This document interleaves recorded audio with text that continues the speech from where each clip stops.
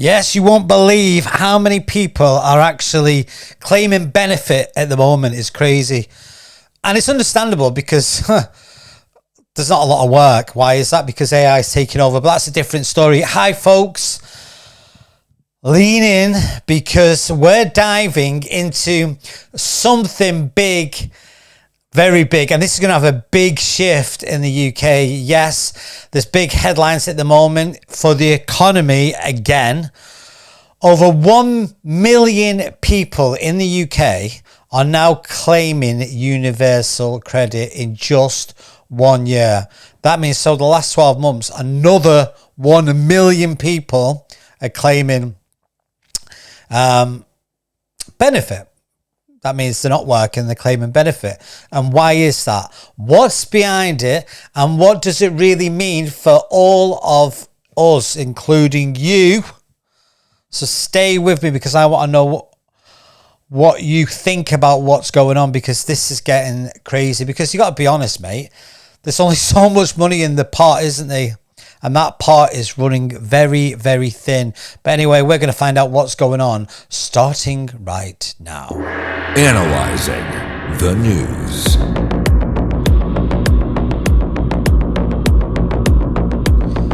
There you go. You can see it in the corner there. The people queuing up as usual, claiming benefits because we all need money to survive, don't we? If we haven't got money, we ain't going to survive, are we?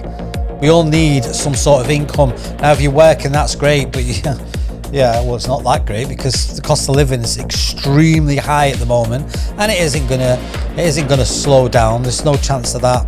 You can see in the corner here, if you look up, all these people queuing up, and that's not an uncommon sight, is it? You see that all the time. It's horrible. It's really, really horrible.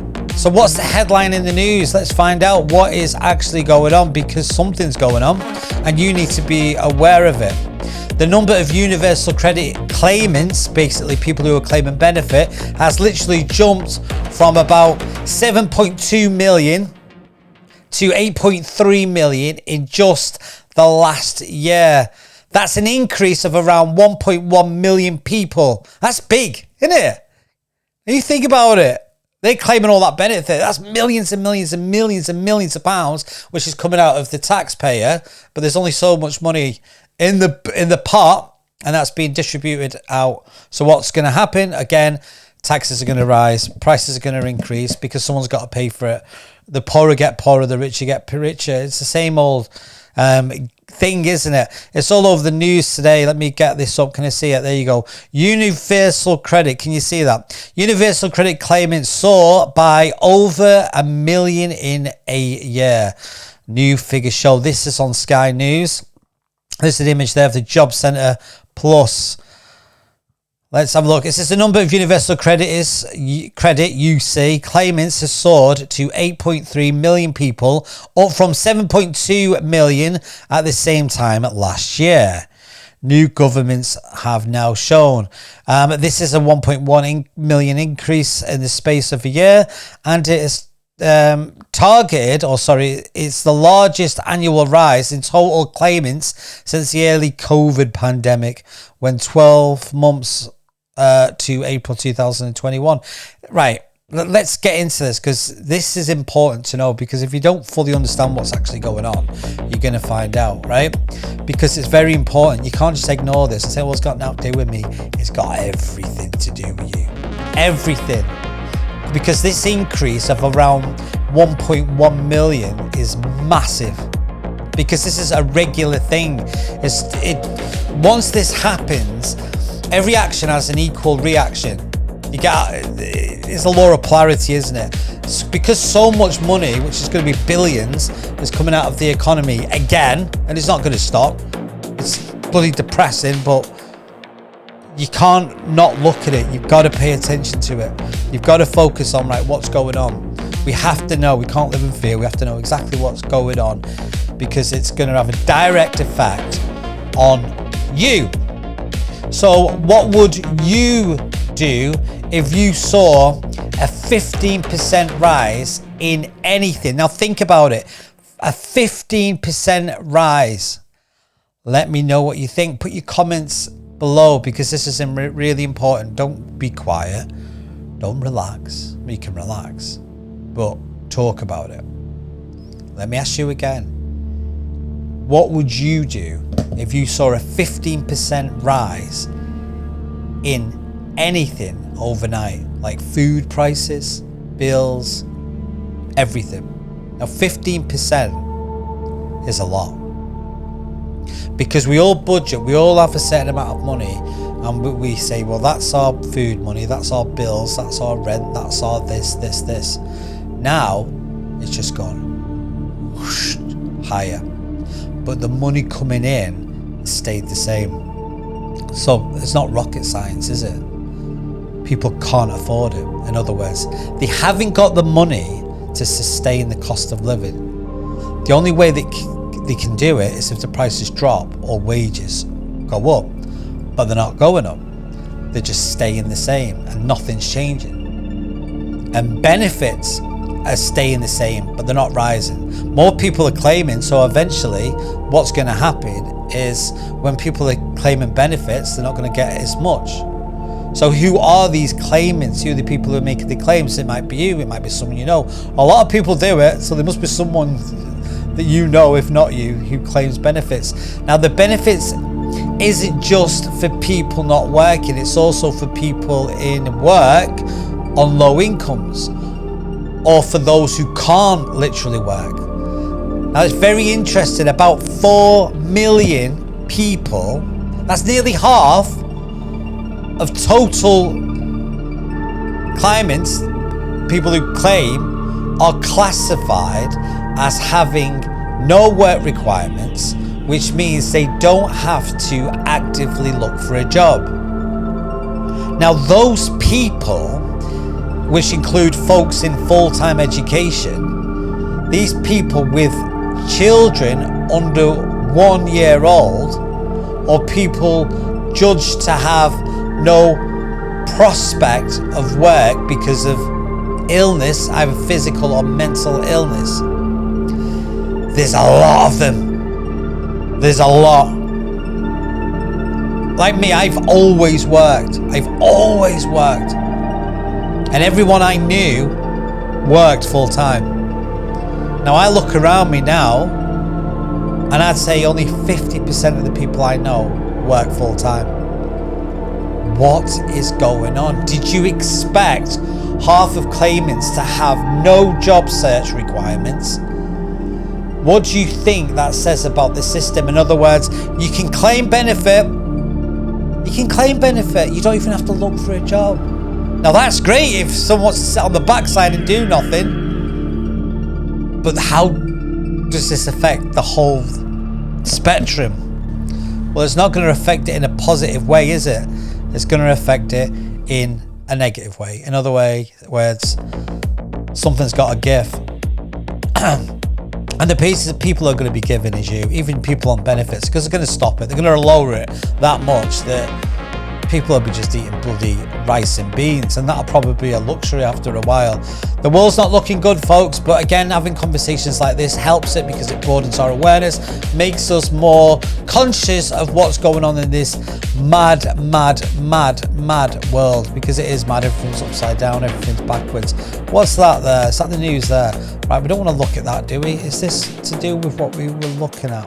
No, that's something else. We'll come on to that later on, because that's more negative news. It's bloody everywhere. So there you go. Universal credit claimants soar by over 1 million in a year. New figures show. Then you've got immigration as well. God, you can't make this stuff up. So what is actually happening? Well, there's several reasons. One is that people are being moved from older legacy benefits to something called universal credit. Now, years ago, you'd get a certain amount of money for your rent, a certain amount of money for your children, a certain amount of money for food, council tax, but they don't do that now. They give the whole amount as universal, so you get one payment which has to pay for everything. Now, that's great, that, isn't it? Because you get a big wad of money, but the thing is, it's like that old saying, if you give a rich person £1,000, they'll invest it. If you give a poor person £1,000, they'll spend it. it's not good. Not everyone can manage money very well. Most of us can't. It takes skill, determination, and a lot of self-awareness. So yes, giving a poor person lots of money is not good, because they'll spend it very quickly, and then at the end of the month they've got nothing. So another driver and a long-term is sickness and other health issues, which is keeping people out of work. That pushes some people into the no work requirements group. Also, unemployment rate has recently risen for the first time since the pandemic time. So job opportunities are tighter. Now, you've got to really pay attention to this, because years ago, when you were at school, you think, what do you want to do when you're older? And you'd go to school and you'd learn a trade, or you'd learn a skill, then go to college or an apprenticeship or a university, because you want to be that person, you want that role in life. But now it seems that it's pointless. It's pointless. You can just sign on benefit and get what you want. You won't get a lot, but you'll get enough. No questions asked. Now some people might like that. But people who are driven, passionate, creative, who want to work, it will drive them insane. And even lazy people, it will drive them insane, because in life, as human beings, we have to have a goal. We have to have something to look forward to strive towards. We have to, because if we haven't got meaning in our life becomes meaningless. It's true. So if you were designing the benefit system, would you tighten or loosen the rules? And if you would, why would you do it? Put it in the comments. Because the people that are running the country haven't got a bloody clue what they're doing, because it isn't working. In fact, it's doing the opposite. It's destroying it. It's like it's done deliberately. Let's get it right. It is done deliberately. To think any other way is lunacy. You've got the most intelligent people apparently running the whole country, making all the big decisions, and they're making the worst possible decision that anyone could ever make. So what does that tell you? Put it in the comments. What does it tell you? It's crazy, isn't it? Like I say, you couldn't make it up. It's literally mental. It's crazy. So what are the implications for the economy? Because there's certainly going to be one. When I say one, there's going to be more than one. There's going to be big claimant numbers, meaning bigger potential costs for the Treasury. A Treasury is just a posh word for the taxpayer. Taxpayer is just another word for you. You're paying for it, mate. If more people have no work requirements, there's less pressure on paper to return to work fast. So more strain on welfare system. For the government, this becomes both economical and political headache, because this isn't good. Now, how to help people get into work and support those who genuinely can't? How are they going to do it? Because it's a mess. It is a mess. How do you fix it? Now, listen to this. I read a lot. Now, they reckon no one's got any faith in the government now. Nobody has. No one says, I really like the government. No one has got any faith, because everything they do is wrong. So that is a system, isn't it? And the system is collapsing. Obviously, you see all these marches all around the UK. Hundreds of thousands of people protesting, saying we're not happy. No one's listening. So they're getting angrier and angrier. Eventually, it has to collapse, because it can't sustain it. It can't keep doing it. It's going to snap. It's going to snap. So is that what they're trying to do? Are they trying to get rid of the old system? Are they trying to destroy it that much that it can't be repaired? Because at the minute it can't. So if they destroy the current system, they're going to have to bring a new system in. And this is what it looks like. Because, what's around the corner? What's the other big thing that people are talking about? artificial intelligence, which can do the whole lot. That's something that we need to be aware of, don't we? But is AI a good thing? It seems to be quite interesting, but when you look at history, no government's ever done anything for the interests of us. I'm not being funny. We're the ones with the bloody power. Why is this shift? Why are we like, oh, to the government? The government work for us, but we don't look at it like that. We go, oh, we have to do what they say. We elect them. They don't elect us. They're just humans. But when we elect politicians, they promise us this, and we get the opposite. But why do we keep playing the game? How much confidence do you have in such programs that are currently working? Have you seen them actually succeed? Or have you seen them fail? Because they fail, it doesn't work. What about the people behind the stats? These are real folks, real people with real stories, people perhaps with disabilities, or caring for a child, or maybe studying, or perhaps stuck in a low-income jobs, because that's all very real. So we've got to think of them people, because there is genuine people amongst the thieves. When I say thieves, there is people out there who just claim and take, and it's become normal. It's not normal. It's going to collapse. The country is in trillions of pounds worth of debt. So if they're giving out more money, that's more debt.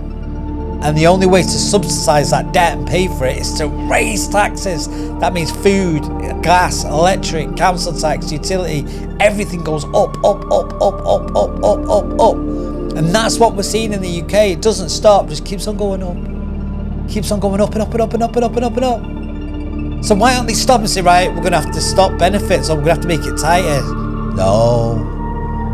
We want you to take more money out of the pot. It doesn't make sense. If you were in their shoes, what would help you most? If you genuinely needed benefit, how can you use the system to help people who are trying to grow? Lots of questions that we should be asking ourselves, really, isn't there? Because if we don't talk about it, mate, they ain't going to talk about it.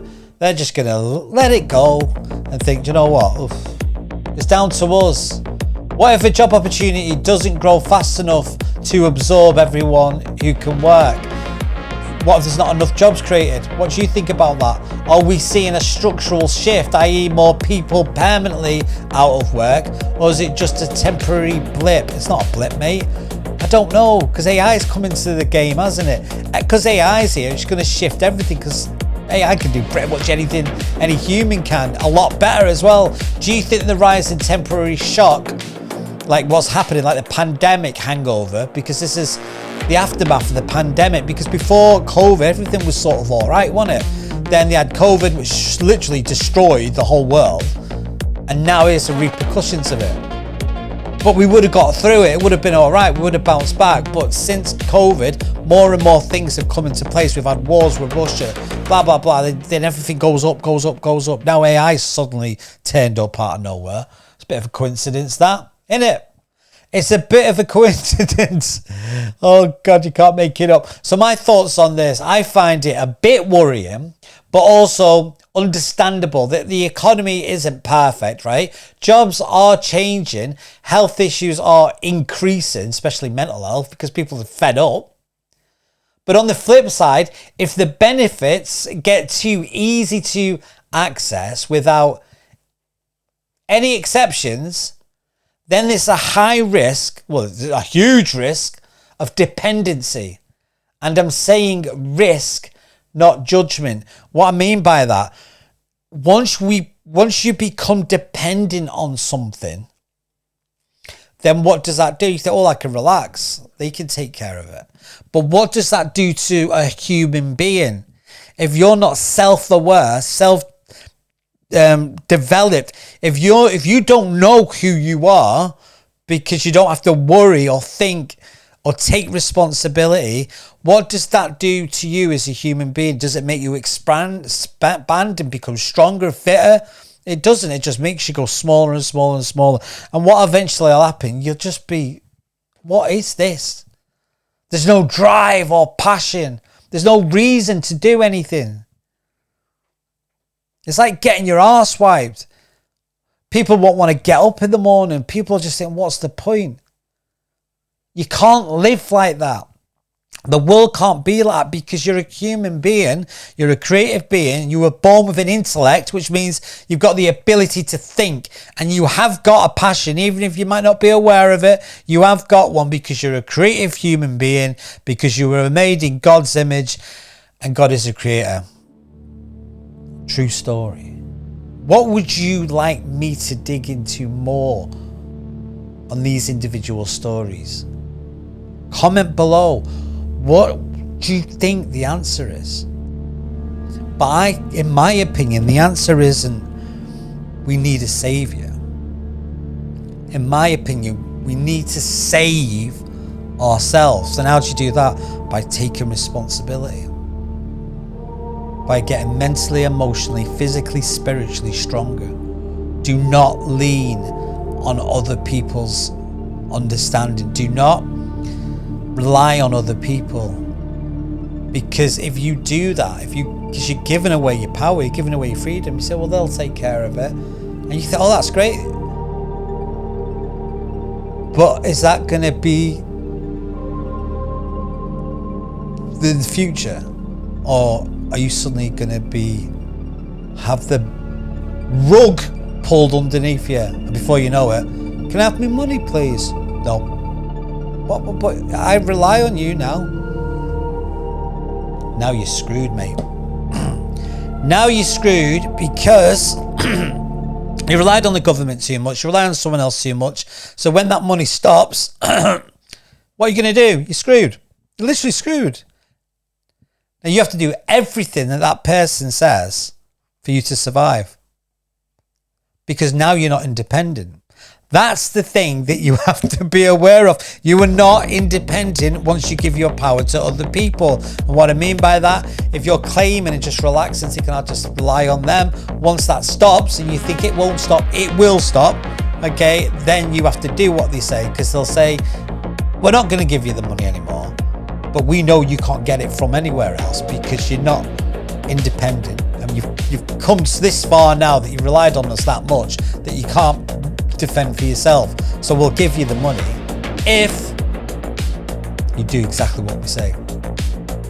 You're going to then do exactly what they say. That's how you control someone. And this is happening on a massive scale. I might be overthinking this, but you've got to be independent. Right? You've got to be independent. That's why a lot of companies say cash is king. But they're getting rid of cash, aren't they? Because, again, you're not in control and you've got less control. So, yeah, there you go. That's the news today. I hope you learned something. I know it's a bit negative. Sorry, but the news is always negative, isn't it? But anyway, guys, until next time, thank you so much for being with me. And remember, look after yourself. Take little steps. Do something for yourself instead of depending on other people. Don't look at someone and say, I'll be happy if they make me happy. Be happy anyway. Hey? Be happy anyway. If you don't know how to do it, learn how to do it. There's plenty of information online, YouTube videos. People teaching you how to tune into yourself and be yourself and better yourself. And think about yourself. Be selfish. Selfish means I care about the way I feel. That's all it means. So do you care about the way you feel? Are you independent? If you're not, you need to be. Because that's the only way you're going to grow. That's the only way your life's going to ever get better, if you've got meaning. If you've got no meaning, you've got no purpose. And then what's the point? Anyway, you can change it. You can change anything you want. All you have to do is use your intellect. Something that you were born with. The ability to think, use your imagination, fantasize, daydream, and then manifest and create your own reality on your own terms. Anyway, guys, take care. See you later. God bless.